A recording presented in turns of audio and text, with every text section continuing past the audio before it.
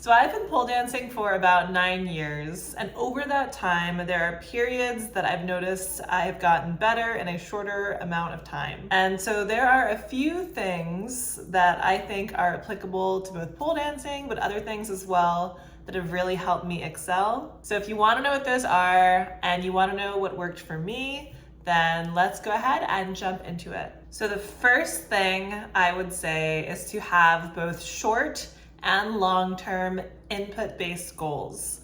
It's very important these are input-based because having goals that need to be externally validated are going to be controlled by somebody else. And if you want to create that momentum, you want to make sure that you can hit that goal, check it off your list. So for me, for pole, an example is going to be performing or competing. I know with competing, you might think, well, obviously you want to place, but that's not necessarily why I do it.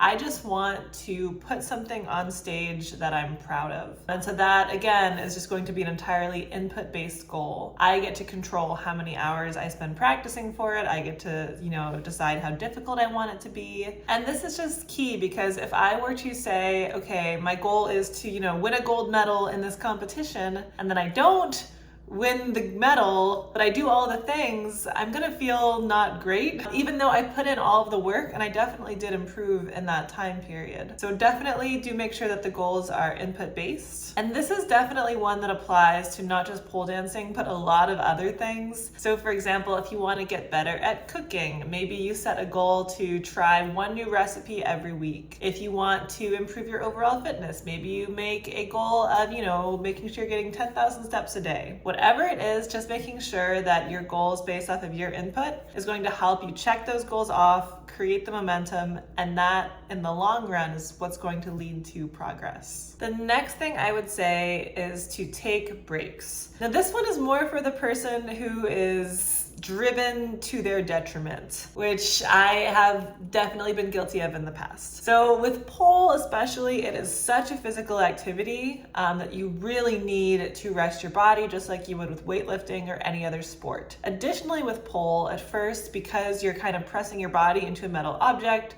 there's also just some discomfort and some pain tolerance that needs to be built up over time as well. So it's very important that you give your body breaks to allow it to recoup and to recover so that you come back stronger and ready to do all of the things. In other areas of life, this is also true. It tends to be a little bit more intuitive when we need to give our body a break as opposed to our mind a break. But our minds also need breaks.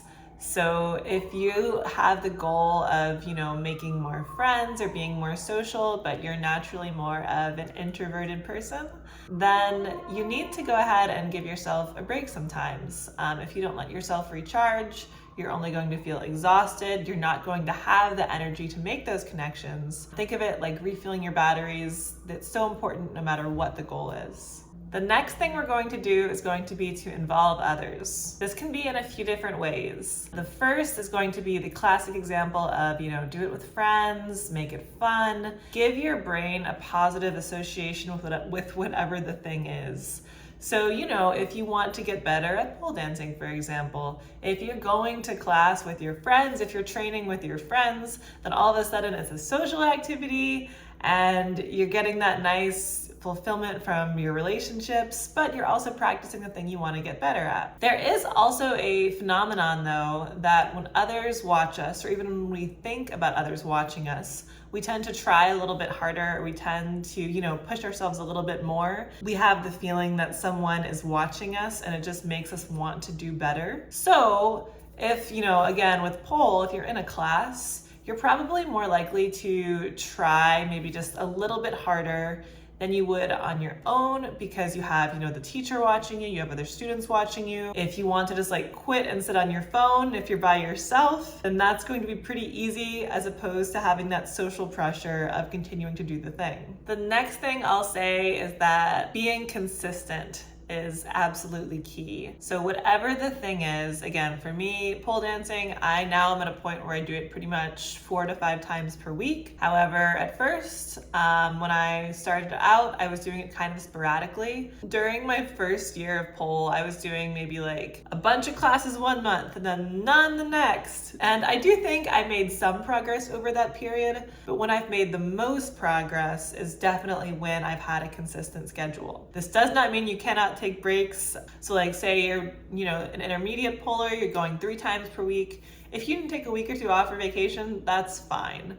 It's really just about that long-term pattern. So whatever it is, just try to schedule it into your week. Be specific. Don't say just, I'm gonna spend 3 hours per week on pole. Say on, Monday night, Wednesday night, and Friday night, I'm going to spend an hour of pole. I'm gonna take this class, this class, this class. I'm gonna go to this open pole, practice this thing. It's going to just help make everything concrete. It's going to make all of the decisions around what you're doing easier. And this is definitely one that applies to almost everything in life, whether you're trying to, get better at your job, or if we're going back to the cooking example. If you cook one really good meal once and then you don't do it again for months, you're gonna forget all of the little techniques that you did to make that effective. Okay, so last real tip, I will have a little bonus tip at the end for my pole dancers or fitness friends, but last real tip is just going to be to know your why. So let me back it up here and say that if you don't want to get better at your hobby necessarily, that's fine. Some people pole at level 1 their entire lives just because they think, spins are fun, it's good fitness, they go with their friends, it's a good time. That's great. I am not here to throw shade on those people or anything.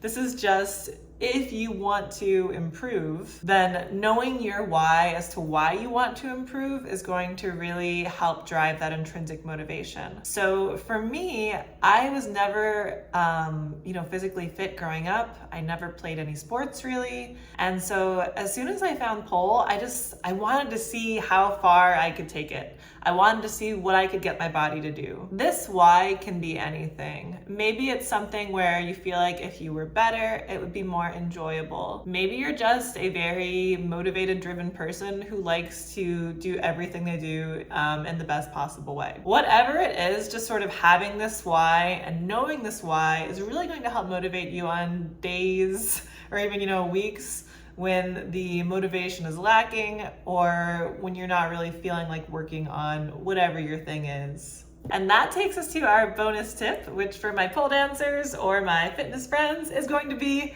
creatine.